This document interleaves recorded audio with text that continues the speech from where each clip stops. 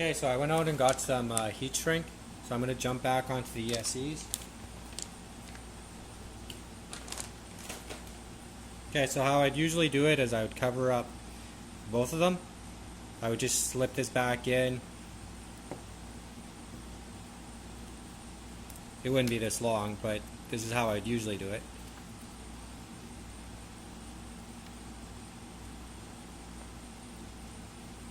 I'd plug this in together. I'd cover both of them and then heat shrink it. And if I ever have to get back into it, then I would just cut it open. But for this purpose, I'm going to do it properly. You can always do it after you're all done. Like while you're putting it together right now, you can just make sure the wires aren't touching each other when you test the rotation of the motors. And after you're comfortable, then you can do it that way, covering both. But like I said, I'll do it the right way.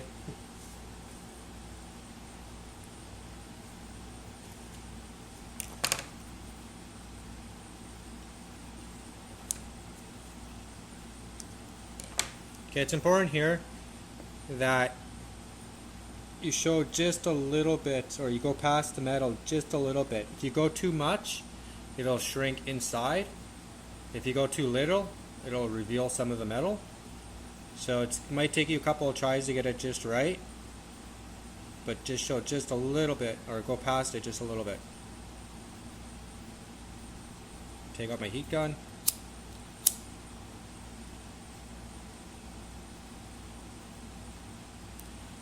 Because it's the wrong size, it's not going to go really tight here, but that's okay.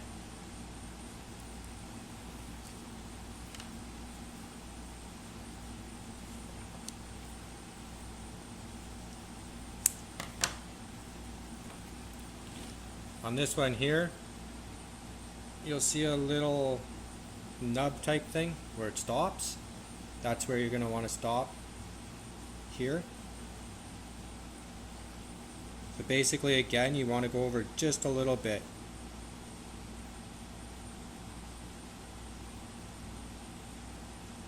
So you might want to use alligator clips or something to hold it in place. If you go too far on this, it's going to act like a spring and it'll want to push each other away. So your cuts have to be pretty straight too, which this one's not the straightest, but it's alright.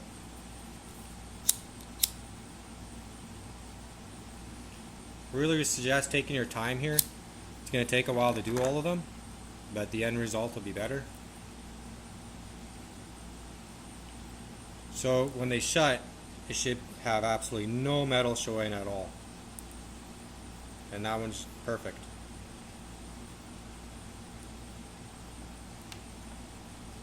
So the other thing I'll get to right now is this kit came with the, I can find it. I never did solder on my power wires onto the board yet either. But it came with the T-clip. So I did order 20 pieces of 10 pairs of XT60s. And I'm just checking the price now, and that was $6.49 for 20 pieces. Well, basically 10 sets. Because this one's the wrong one for my batteries. If you notice here, obviously it's not going to plug into there. So what I'll do in case other people haven't actually ordered it, you can do something. Instead of using this clip on here, this actually plugs into it. Like that. So what I'm going to end up doing is after I have all my motors done or whatever, I'm going to leave 2 of these alone, and what I'm going to do is unsolder this. I'm going to solder the wire right onto this guy, directly onto it, and then I'll salvage 2 of these for my power. Alright. Okay, I'm going to jump back into this again and get onto the power wires. I'm going to end up removing these 2 now, I guess, and then solder them onto these wires so I can plug them directly into my battery. So you want to strip the wire just a bit.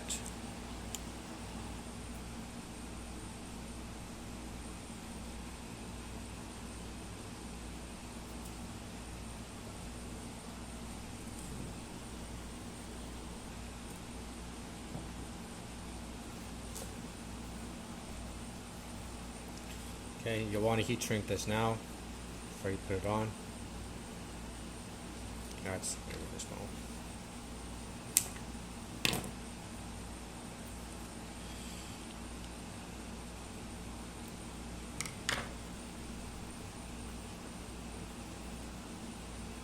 Yeah, well, I can just do the whole thing.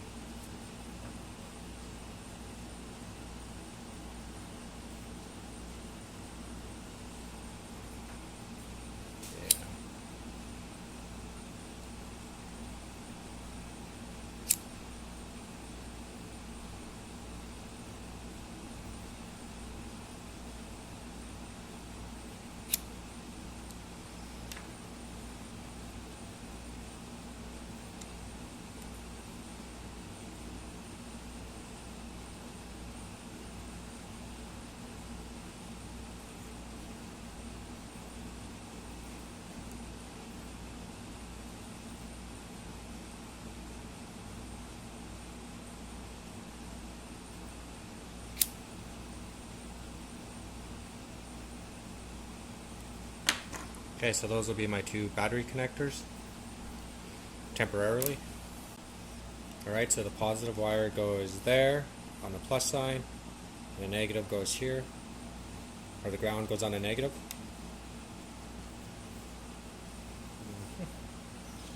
Not sure.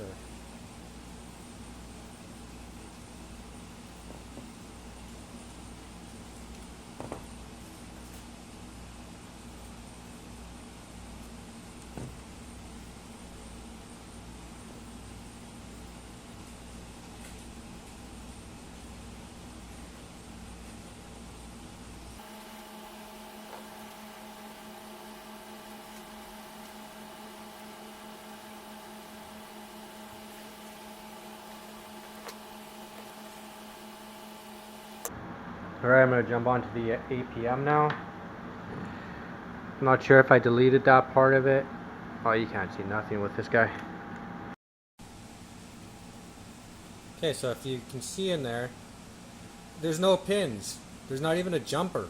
So if I got this kit, and I'm a total newbie, basically I guess you can consider I am one, I go and plug these guys in, I have no power. I didn't order a power module. On the description, it just basically says all you need is the remote and a transceiver and a battery. So anyways, just to prove the point, I mean, you go to the positive rail here, which would begin powered by the ESC. Nothing. It's not connected. So there's no...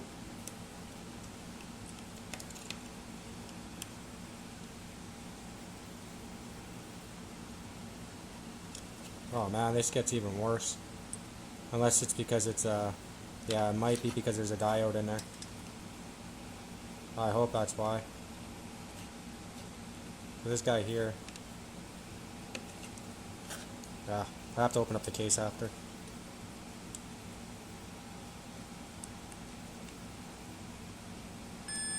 Yeah, okay, there you go. So the other side of the jumper, which feeds everything, should be protected. So I might get a 0.5 or something. Yeah, I get 0.8. So yeah, it's not a huge deal, I just have to make a jumper. I'm sorry to rant on about this, but I'm sure somebody else might have got it.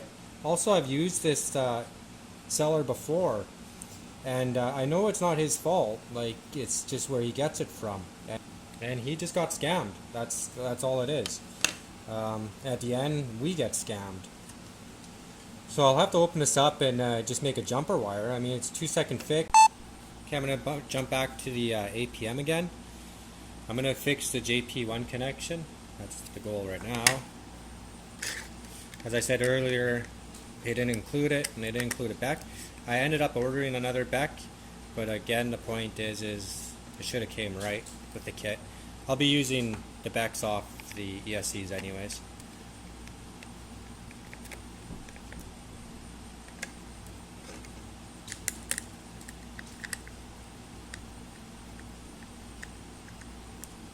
So what you'll want to do is find a piece of wire. Just gonna move the camera up a little bit. Okay.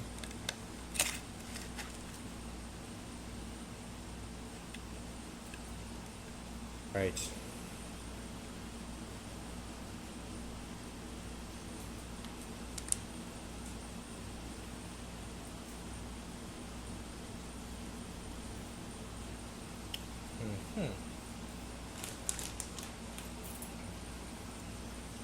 No foam.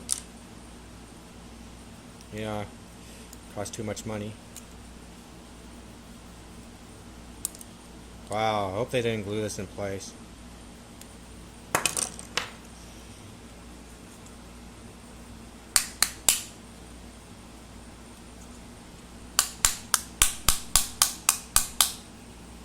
So really my goal right now is to solder a jumper right there.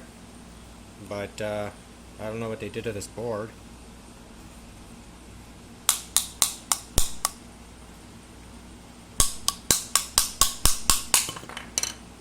Okay, love tapping got it out.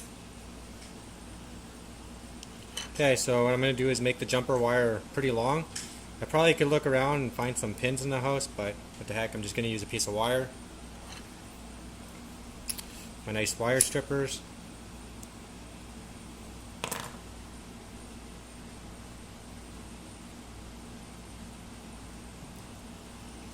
Be really careful with these pads here.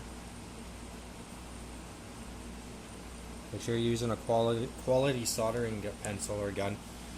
Otherwise these traces can just pop right off on you.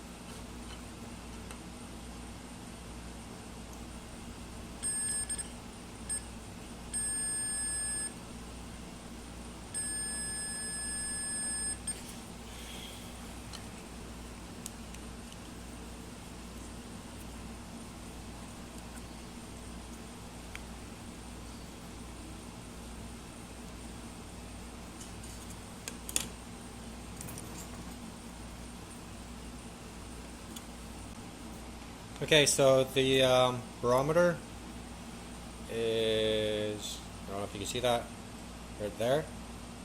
And it didn't come with any foam to cover it up, it was just bare. So I grabbed some foam off another APM. This kit never came with any, so don't bother looking. Usually it comes with the APM.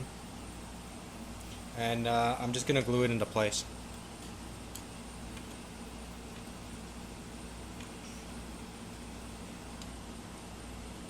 Try not to get it on too much stuff.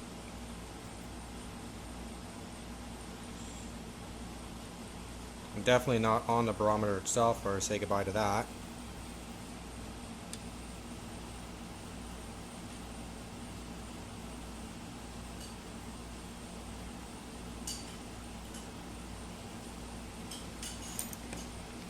Be really careful you don't get any glue on the barometer.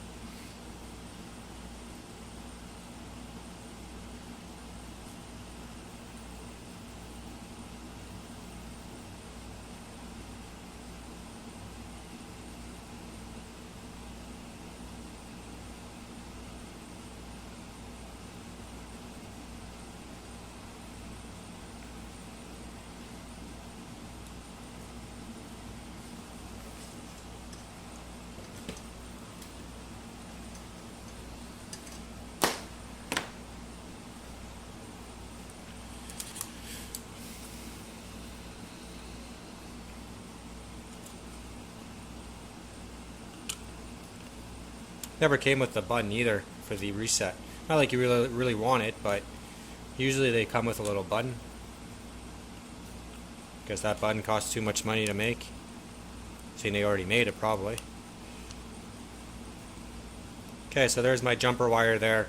So worst case scenario is one day I can just cut it so I don't have to open it if it's on my board too tight or something, or once I get the back in.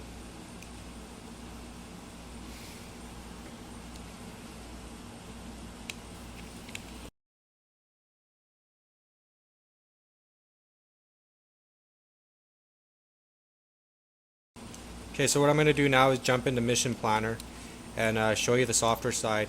You're going to want to get this guy programmed so you can at least test out your motors. Again, I don't really do any of the settings too much. I like to set it all up once it's already on the quadcopter, because in case you're off center or whatever, just makes more sense to do it after. Okay, I included Windows drivers for the APM's USB. I also included a link for Mission Planner in the description. So you're going to want to get both of those before you continue on. Next step will be plugging in the USB into the APM and into your computer. Once you push connect on yours, most likely it's not going to say anything after the build number. On mine it's going to say version 2.2.1. That's because mine's already programmed. Yours will say nothing most likely.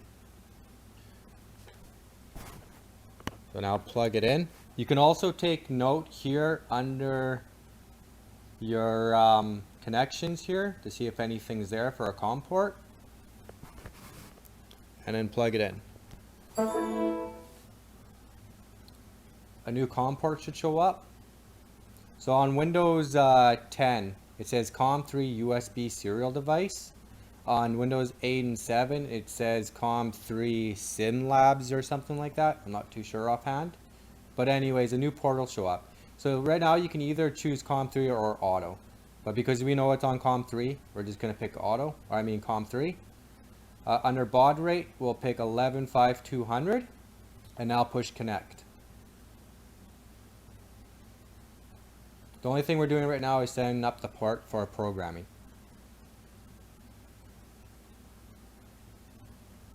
So once you have that, now push disconnect. Now we know the computer can connect to the APM. Next, go to initial setup. Go to install firmware. And pick this one, version 3.21 quad. Yes, I'm sure. It'll tell you that the board's retired. That's fine. Say OK. It's really important not to touch anything right now.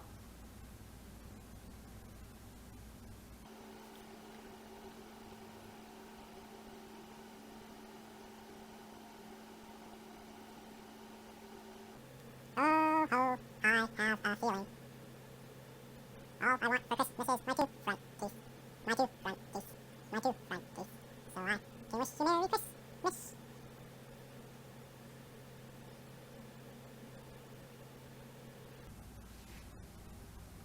Alright, we're going to ignore this right now because the only thing we're after right now is program the APM.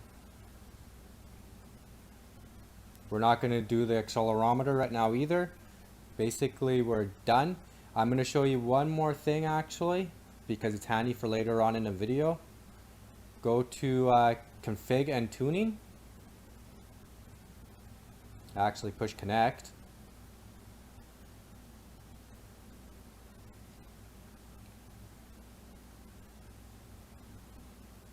After you're connected now, it should now say version 3.21. And if it doesn't, just disconnect and reconnect Mission Planner. Now go back into config and tuning.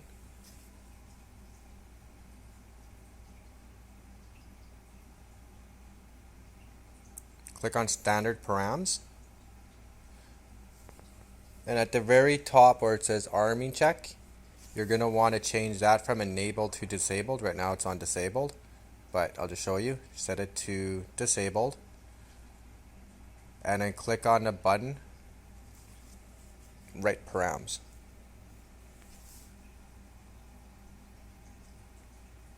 Say OK, and we're done. So now I'm going to jump back into the video.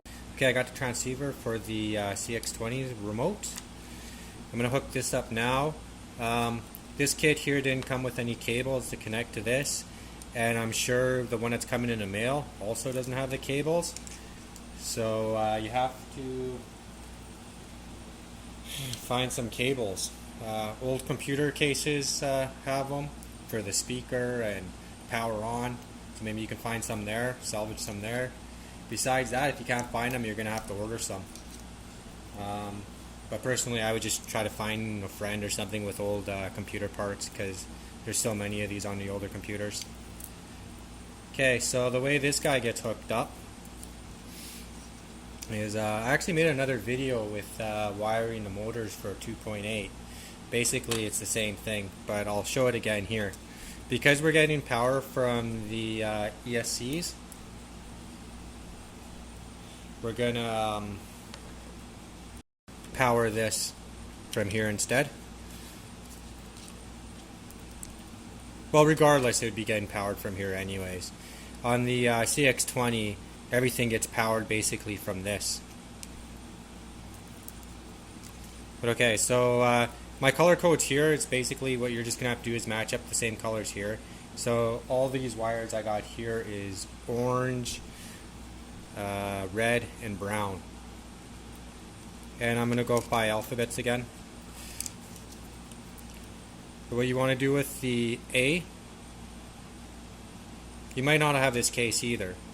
So, but anyways, the first one's A, and we'll start with the orange at the top.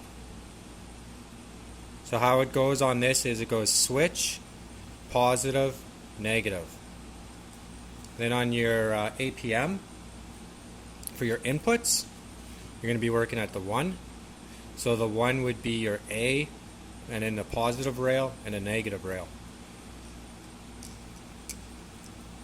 So at the top it would be your A. So it goes A, positive, negative. And now this is getting power when you plug in your USB or you plug in the ESC. Next, because there's 3 wires, we can do all 3 at once, is ETR. I'm going to put my cable in. We'll keep the same uniform. We'll go orange, red, brown.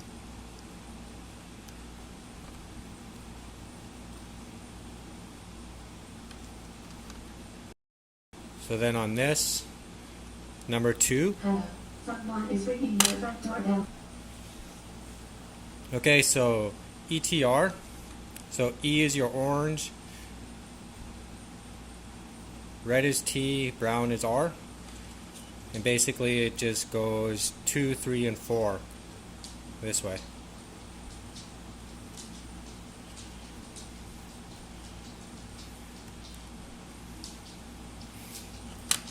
On the next one, has a -1. And this one actually goes in this direction. So again, I'll keep the orange at the top.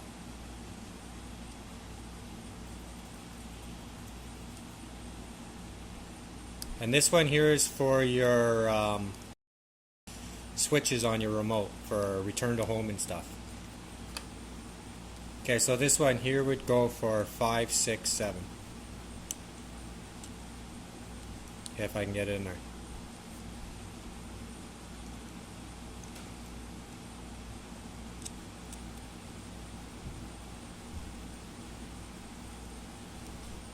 Okay, just so I can show some pictures of this. So basically, orange is always at the first one. So orange is number 1. For this one, it's 2. So you can see the color coding here. And then on this guy here,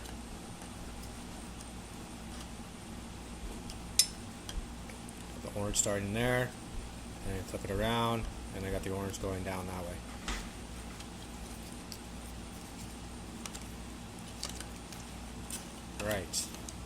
Alright, now we're going to work on the ESC and the BEC to power the APM. What we're going to want to do is remove the red wire out of each one, except one of them. Right, so I'm going to turn this facing us.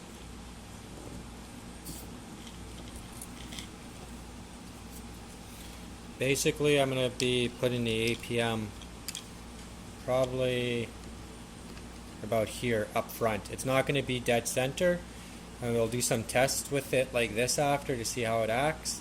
I can't really see that much of an issue having it up front instead of having it totally dead center. It should be okay this way.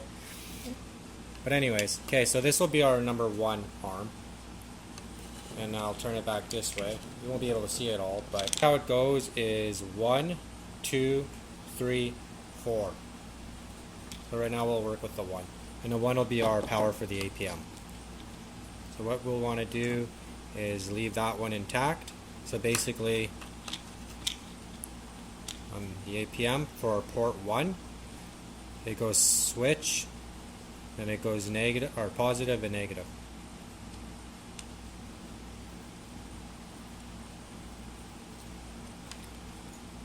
So on this arm, what we're going to want to do is pop out the wire or cut the wire. It's really important that you follow this step. You can't plug in all the power into the unit or you'll fry it.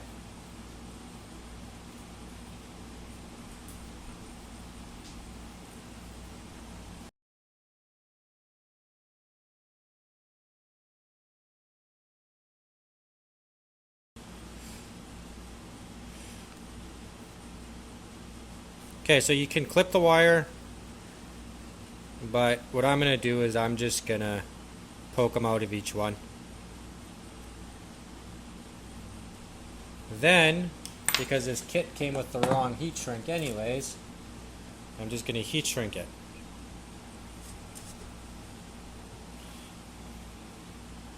Okay, so it's really important this wire gets covered up really good. You don't want this guy shorting out on anything.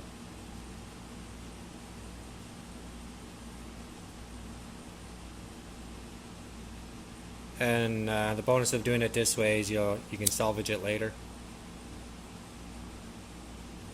But really you should never have to. So really this wire could be cut for good, but who cares? But on the other hand, there's actually, well, you can make two wires for your transceiver here.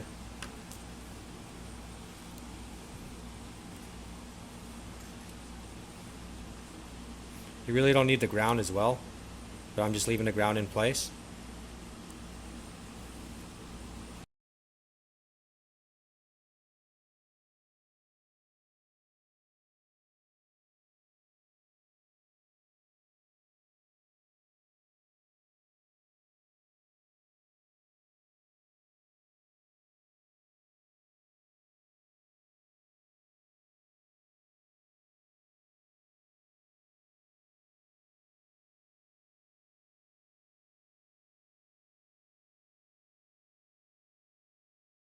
Alright, so that takes care of all that.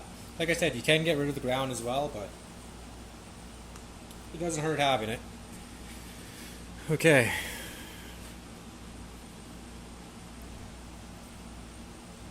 Alright, I am working upside down. So this would be your 1, this would be your 2, this would be your 3, and this would be your 4. So now I'm going to grab this guy, motor 2, and this goes for 2 on here. The white wire first, and the ground at the bottom. Your number 3 goes into 3, white one first,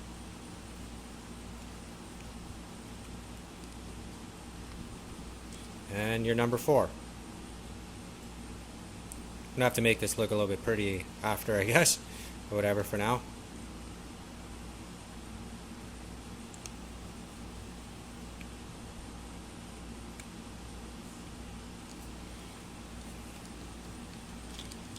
Alright, so that's how that goes.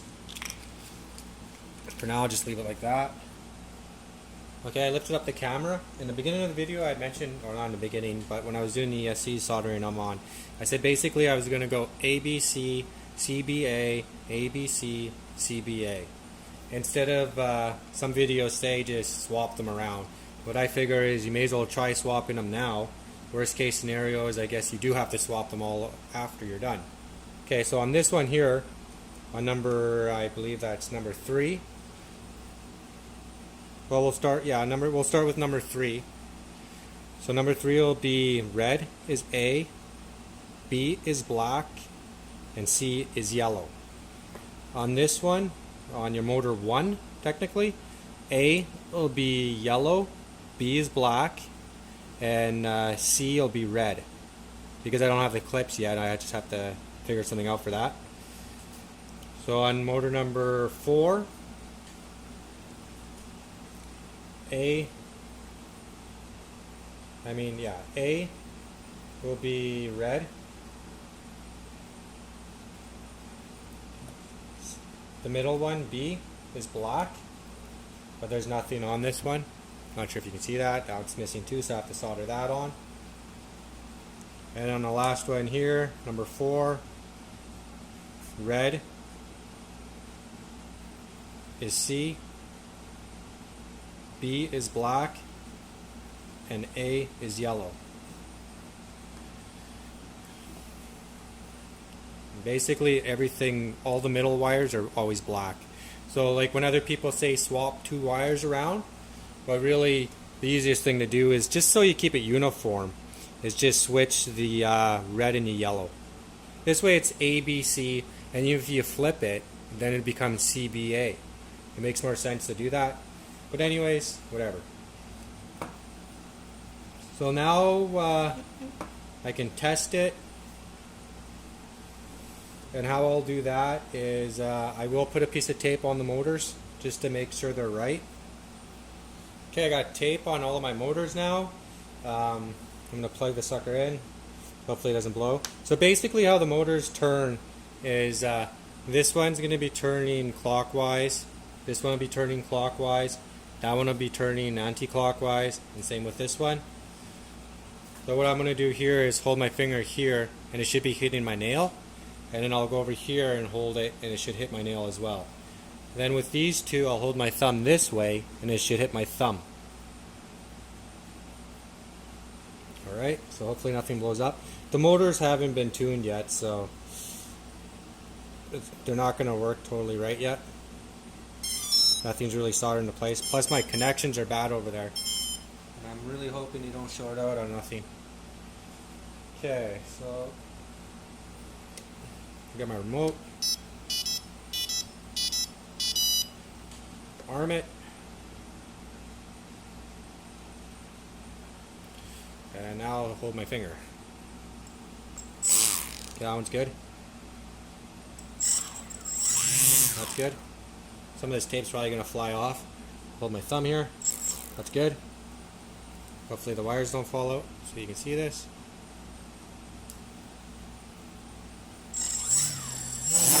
Good. So they're actually all right.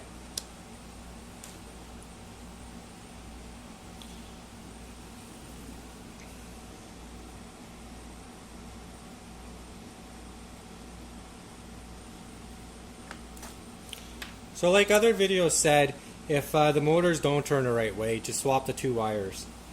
Basically, that's it. I just lucked out, I guess. I just did what I thought it should have been, the way it should have been done, and it was right. Okay, so now I gotta figure out the APM, add GPS. The way I'm gonna, well actually I gotta put the propellers on too still. The battery, I figure I'm going to put it here instead of underneath or strapped on top.